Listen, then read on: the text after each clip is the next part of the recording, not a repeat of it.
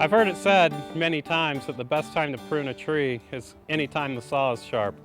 Well, for the tree, the best time to prune it is during the dormant season, sometime between leaf drop in the fall and bud break in the spring. So now's a good time to go out with your pruners and get some work done on your trees. We have a young tree here that's in pretty good shape, but it has a few branches that do need to be removed. So we're going to look at branches that have overgrown their space, that are out of balance with the tree, and branches that are competing with the central leader, because this particular tree should have one main trunk going all the way up to the top of the tree. So first, we're going to remove this branch, which has overgrown its space and grown a little bit out of balance with the tree. And then we're going to remove a few branches towards the top of the tree that are growing straight up parallel to the trunk of the tree.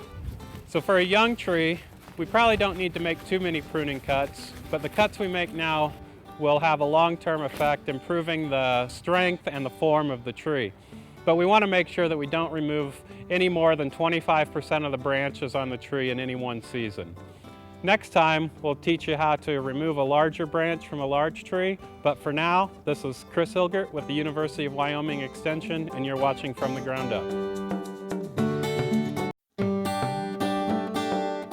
Last week we promised you we'd show you how to remove a large branch from a large tree.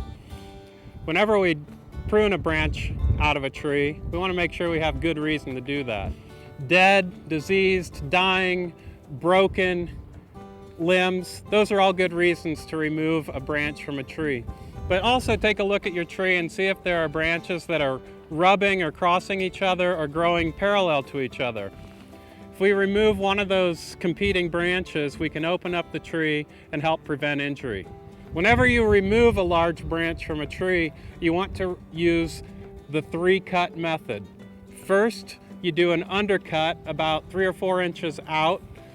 Then we'll do a second cut on top of the branch, just an inch or so out from our undercut. The reason we do that is when that branch starts to come down, that undercut will prevent the bark from peeling as that branch falls from the tree. The third and final cut then is to remove the stub that's left to give us a nice, clean, smooth cut. We make sure that we cut just outside of the branch bark ridge and the branch collar, or the swollen area at the base of that branch. That creates the smallest wound and gives the tree the ability to seal that wound over the quickest.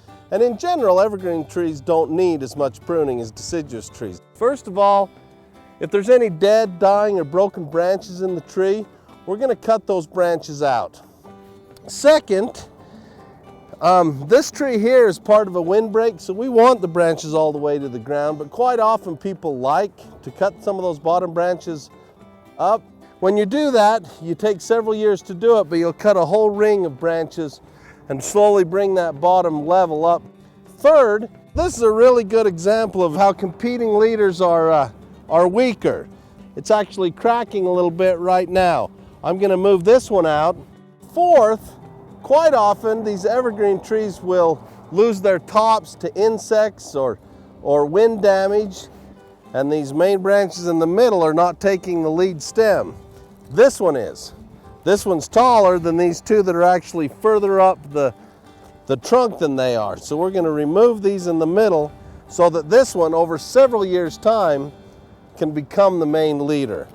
Although we don't prune evergreens as much as we do other trees, a little bit of pruning on occasion can certainly make them happier, healthier, and prettier in our yards. This is Hudson Hill, University of Wyoming Extension. You're watching From the Ground Up.